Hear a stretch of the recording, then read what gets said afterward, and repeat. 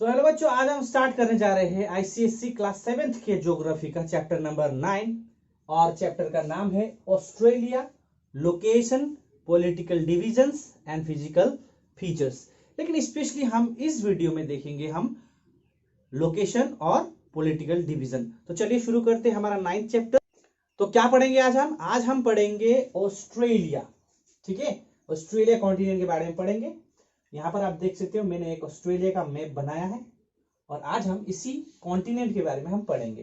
तो सबसे पहला पॉइंट यहाँ पर है smallest continent but 6th largest country. यानी कि अगर हम ऑस्ट्रेलिया को देखें तो ऑस्ट्रेलिया क्या है? ऑस्ट्रेलिया एक कॉन्टिनेंट है या फिर एक कंट्री है? तो मैं आपको बता दूं बच्चों, ऑस्ट्रेलिया एक कॉन्टिनेंट भी है और एक कंट्री भी है। तो अगर हम कॉन्टिनेंट के हिसाब से देखें तो ऑस्ट्रेलिया जो है ना वो स्मॉलेस्ट कॉन्टिनेंट है, यानी कि सबसे छोटा कॉन्टिनेंट है। सारे जितने भी कॉन्टिनेंट 7 कॉन्टिनेंट्स हमारे पास है, जो अभी तक नॉन है वो 7 कॉन्टिनेंट्स है और इन 7 कॉन्टिनेंट्स में से ऑस्ट्रेलिया जो है सबसे छोटा कॉन्टिनेंट है। अब इसमें से सबसे बड़ा कॉन्टिनेंट कौन सा? लार्जेस्ट है हमारा एशिया, देन नंबर 2 में आता है सेकेंड लार्जेस्ट आपका ये Africa, north America, south America, Antarctica, उसके बाद यूरोप और लास्ट सबसे छोटा स्मॉलेस्ट कॉन्टिनेंट ये कौन सा है? ये है आपका ऑस्ट्रेलिया। और अगर हम एज ए कंट्री अगर बात करें, ऑस्ट्रेलिया एज ए कंट्री अगर हम बात करें तो ऑस्ट्रेलिया आता है 6 लार्जेस्ट कंट्रीज में से। सो जितने भी हमारे वर्ल्ड में यानी कि हमारे दुनिया में जितने भी कंट्रीज है उनमें से 6th लार्जेस्ट नंबर पर आता है हमारा कौन सा?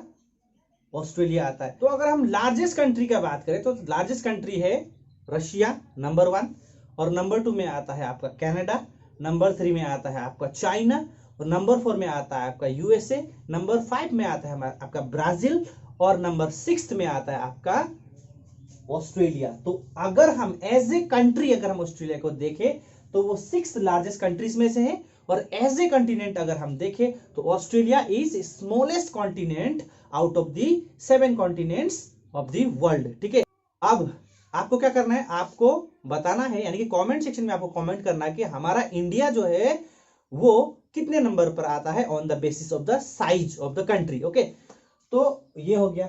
अब Australia, Tasmania and some other islands make Australia continent. तो बच्चों अब ऑस्ट्रेलिया कॉन्टिनेंट कौन कौन सा पार्ट मिलकर बनता है? Australia, Tasmania and some other islands make Australia continent. यानी कि ऑस्ट्रेलिया ये हमारा ऑस्ट्रेलिया हुआ, उसके बाद ये तास्मेनिया हुआ, उसके अलावा बहुत सारे आइलैंड्स हैं यहाँ पर। ये सारे आइलैंड्स मिलकर क्या बनते हैं? ये सारे मिलकर ऑस्ट्रेलिया कॉन्टिनेंट बनता है। ठीक है, तो Australia continent, New Zealand and some other islands countries are called Oceania. अब अगर हम ऑस्ट्रेलिया कॉन्टिनेंट को ले पूरा, यानी कि ऑस्ट्रेलिया, तस्मेनिया और बाकी छोटे मोटे आइलैंड्स, उसके अलावा न्यूजीलैंड और भी बहुत सारे आइलैंड को अगर हम एक साथ ले तो उस सारे को मिलाने के बाद इसे हम क्या कहते हैं? ओशिनिया कहते हैं। क्या कहते हैं? बहुत ही इंपॉर्टेंट पॉइंट है, आप इसे लिख लीजिएगा। आप स्क्रीनशॉट भी ले सकते हो या फिर वीडियो को पॉज करके आप लिख सकते हो। Australia continents, New Zealand and some island countries are called Oceania. ठीक है, अब नेक्स्ट पॉइंट क्या है? Discovered by Abel James June. अब आपको पता है कि जितने भी कॉन्टिनेंट्स है उसे डिस्कवर किया गया है, जैसे कि कोलंबस ने डिस्कवर किया अमेरिका को, वास्को डी गामा ने डिस्कवर किया हमारा इंडिया को, हमारा कंट्री को यानी कि इंडिया को।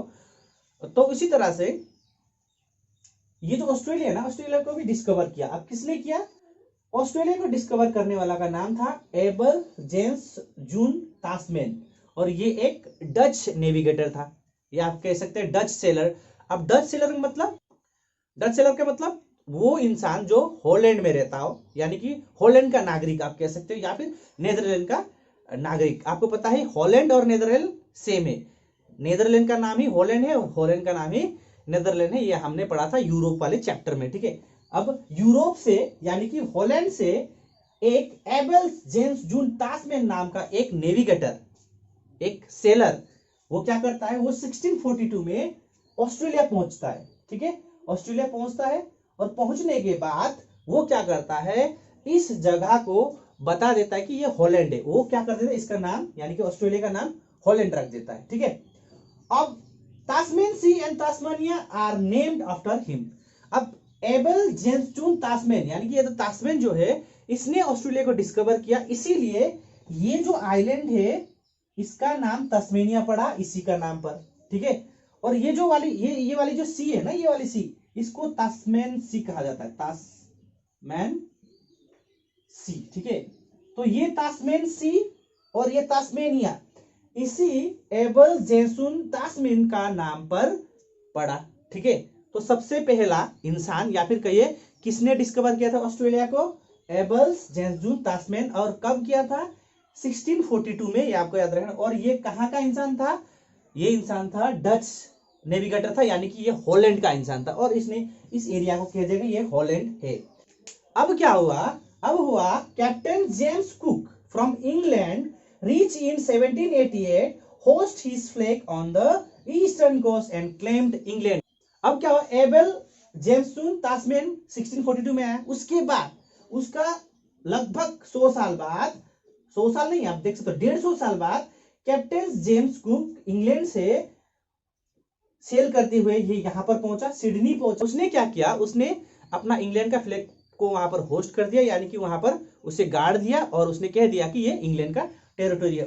आपको यहाँ पर क्या करना है? डेट को याद रखना है और इंसान का नाम। तो सबसे पहले आने वाला एबल जेम्स तास्मेन कब आया था? 1642 में। कहाँ का था ये?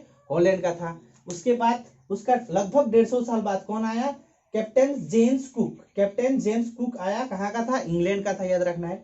और ये कहां पर पहुंचा? ये ईस्टर्न कोस्ट में पहुंचा, यहां पर इस साइड देखिए, ये हमारा मैप है ऑस्ट्रेलिया का। तो ये वाली पार्ट ईस्टर्न पार्ट, ये वेस्टर्न पार्ट, ऊपर वाली नॉर्दर्न, नीचे वाली साउदर्न। तो ईस्टर्न पार्ट में पहुंचा, यानी कि इस इलाका में पहुंचा, और यहाँ पर जाके उसने अपना फ्लैग को गाड़ दिया, अपना इंग्लैंड का झंडा को गाड़ दिया, और उसने क्लेम किया कि ये इंग्लैंड का टेरिटोरी है, यानी कि इंग्लैंड का पार्ट है। तो बच्चों ये तो था इंट्रोडक्शन। अब देखेंगे location of the Australia continent, यानी कि ऑस्ट्रेलिया कहां पर लोकेटेड है। तो located in southern and the eastern hemisphere. Australia कहां पर लोकेटेड है? साउदर्न हेमिस्फीयर में है और पूरी तरह से ईस्टर्न हेमिस्फीयर में। जैसे कि आपको पता है कि हमारा अर्थ जो है 4 हेमिस्फीयर में बटा हुआ है। पहला, इक्वेटर क्या करती है? हमारे अर्थ को नॉर्दर्न और सदर्न हेमिस्फीयर में डिवाइड करती है। उसी तरह से प्राइम मेरिडियन जो है हमारा अर्थ को जो है 2 हेमिस्फीयर में डिवाइड करते हैं, ईस्टर्न हेमिस्फीयर और वेस्टर्न हेमिस्फीयर में, ठीक है। जैसे कि मान लीजिए हमारा अर्थ हो गया, और ये हो गया हमारा इक्वेटर, और ऊपर वाली नॉर्दर्न हेमिस्फीयर और ये वाली सदर्न हेमिस्फीयर। उसी तरह से ये हो गया हमारा प्राइम मेरिडियन, और इस तरफ वाला ईस्टर्न हेमिस्फीयर और इस तरफ वाला वेस्टर्न हेमिस्फीयर। तो जो ऑस्ट्रेलिया जो है ना वो इस इलाका में पड़ता है, ठीक है, यानी कि इस रीजन में पड़ता है।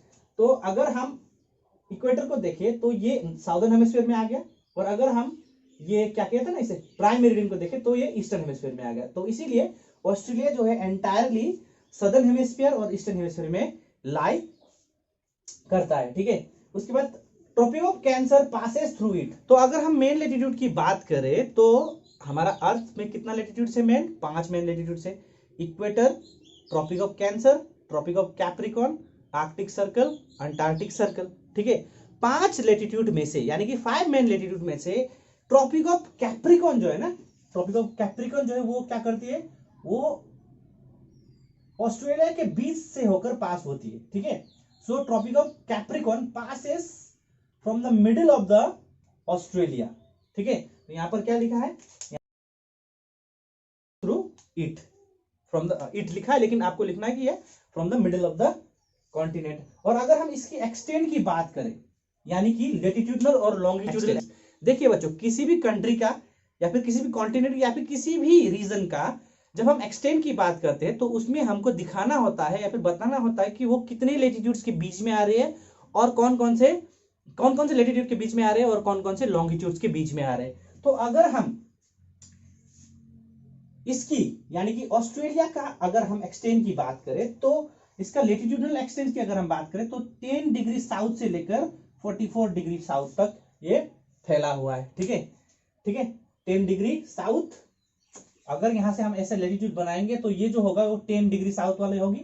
उसके बाद अगर हम यहां से, ये भी तो ऑस्ट्रेलिया का पार्ट है ना, तस्मेनिया, तो ये जो होगी ना ये 44 डिग्री साउथ। तो अगर हम लेटिट्यूडनल एक्सटेंट की बात करें तो from 10 degree south to 44 degree south, ये आपको याद रखनी है।